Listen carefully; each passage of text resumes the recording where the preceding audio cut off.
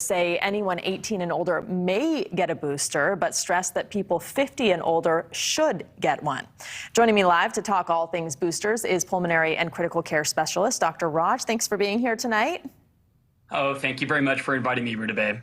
So boosters are now authorized for all adults, right? But the messaging has been confusing since the pandemic began. The CDC now says Americans over the age of 50, as well as those 18 and older living in long-term care facilities, should get the boosters, and all adults may get the booster. Do you recommend everyone who is eligible get the shot? Yeah, and I think it was time they kind of streamlined the whole guidelines. It was getting a little confusing. And like you said many times already, I always break it down to four main things, which is number one, if you're going to be 18 and over, yes, then get the booster. If you got the mRNA vaccine, which was going to be the Pfizer and Moderna, well, hey, wait 6 months after your last shot and get the booster. If you got the J&J, well, 2 months after the last dose, get the booster. And just one more in there was that if you got the Moderna, you're going to get half the dose for the next. And I think the take-home message is going to be this, is that we don't need to memorize these things. I really encourage patients to go to the CDC website, or the most important thing in the whole world is ask your doctor or healthcare professional if you're a little bit confused. Okay, well, that's a lot clearer than what we've been hearing. This comes as we see another surge in Europe, rising cases here in the U.S. We're going into winter. People will be indoors gathering. Dr. Fauci says if you are vaccinated, you should enjoy the holidays with your family this year. Travel, not an issue. Do you agree?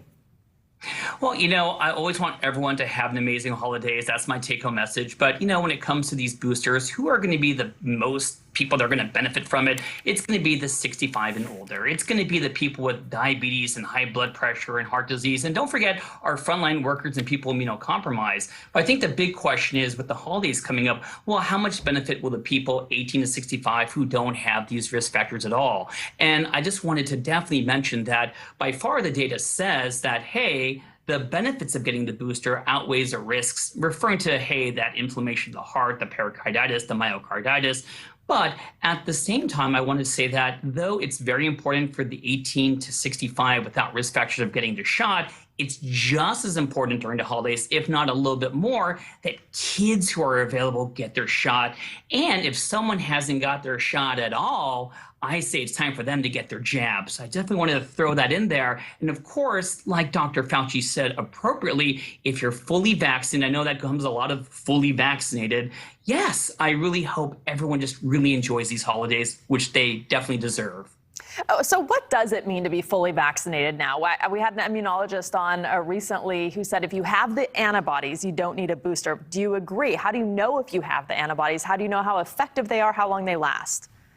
Oh, these have been ongoing questions throughout this pandemic because, what do we check when we talk about immunity is the antibodies. But we've said many a times that there are other things besides checking antibodies. There's other cells in our immune systems. There are these T cells, where the general immune system, which we know about, we just can't readily check, And I'll just say this, with the holidays coming up, my dad has chronic leukemia. He definitely is immunocompromised, and he wants to hug and snug all his grandkids. So it was of the utmost importance that he get his, booster, and of course my whole family. And, when we found out about the kids, we were first in line. So I think everyone's on the same page. They want to be safe. And I just wanted to add one more thing, because I saw the segment before mine, is that, hey, when it comes to masks, never be bullied not to wear a mask. If you don't feel comfortable, whether you're hanging out in the hospital with me or in a place that's closed indoors, it's wintertime. Hey, if you don't feel comfortable, you don't know what everyone else's vaccination status is, wear the mask. It can't harm you.